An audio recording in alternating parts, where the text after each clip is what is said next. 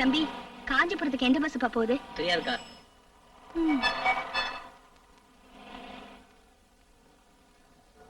ஏப்பா, எந்த பஸ் காஞ்சிபுரத்துக்கு போகுது? நல்லா ஓடுற பஸ் தான் போகும். அது எங்களுக்கு தெரியாதாக்கோ. வந்துட்டாங்க இருக்கு. மூஞ்சிய பாரு. எங்க எந்த பஸ்ங்க காஞ்சிபுரத்துக்கு போகுது? எந்த காஞ்சிபுரம்? காஞ்சிபுரம் தெரியாது, கஸ்மல். சும்மா போமா. சும்மா இருப்பா. எங்க காஞ்சிபுரத்துக்கு? அட சும்மா இருமா. கேட்டா லுள்ளுன்னு விழுது நாய்ங்க.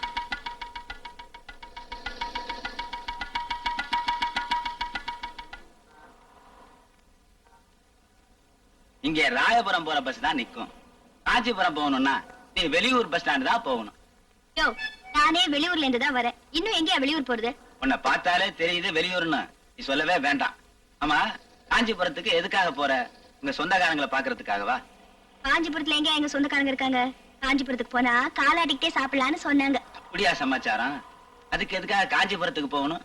இங்க காலாட்டிக்கிட்டே சாப்பிடலாமே. இந்த பாரியா, ஒண்ணு மட்டும் தெரிஞ்சுக்க. எனக்கு சமைக்க தெரியாது, வீட்டு வேலை செய்ய தெரியாது.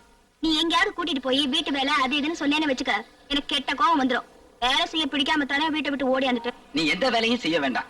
சீவி முடிச்சுக்கிட்டு இங்க அரிச்சு ஆஜாத்தி ஆட்டம் இருந்தா போதும்.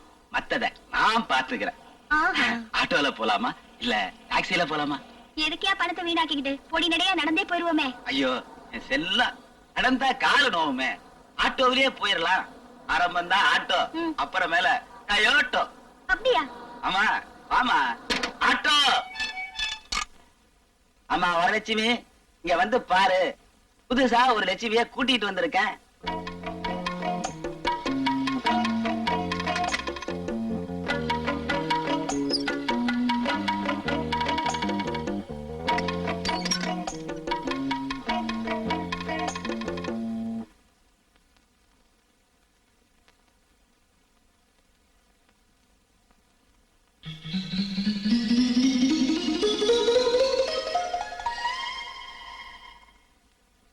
காஞ்சிபுரம் போகணும்னு வழி கேட்டுக்கிட்டு இருந்தா கதையை கொடுத்து இங்கே கொண்டாந்துட்டேன்.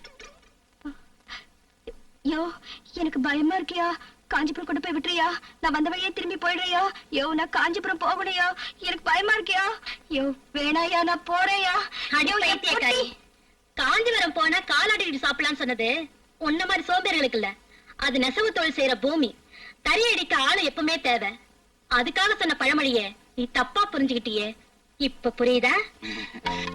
அக்கா சொல்றபடி கேட்டீங்கன்னா காலகாலத்துல சாலி கிராமத்துல ஒரு பெரிய பங்களா கட்டிக்கலாம்.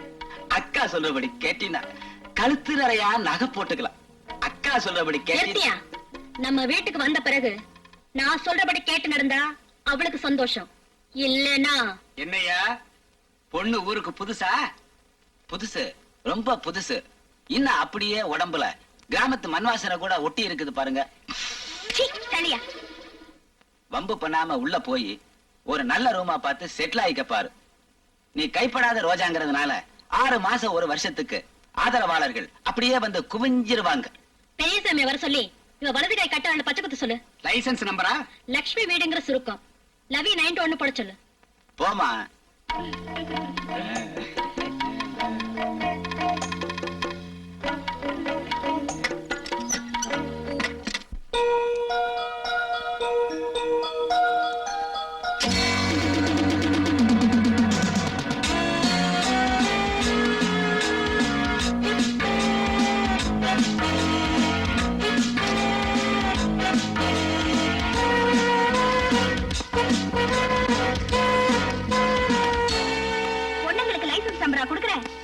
ஜெயில உனக்கு நம்பர் கொடுப்பாங்க. வாடி. என்னடி சொன்ன?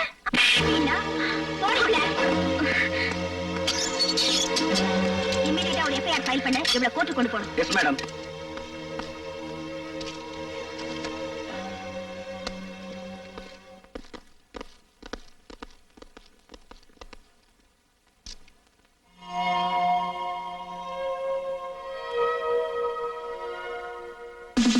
நீதான் புதுசா வந்திருக்க இன்ஸ்பெக்டரா?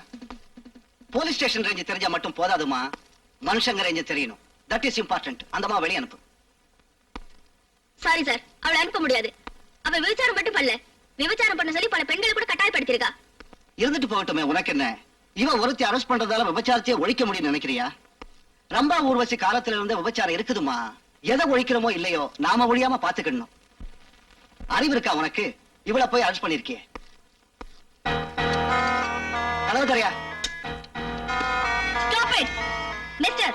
மந்திரியோட பிஏவா லட்சணமா நடந்துக்குங்க. அதனாலதான் லாக்கப்ப திறக்கிறேன். மந்திரியா இருந்தா ஸ்டேஷனையே பூட்டி சாவி எடுத்துட்டு போயிருப்பேன். That's all. கான்ஸ்டபிள், வேண்டாமா பெரிய எடுத்து போலாப்பு.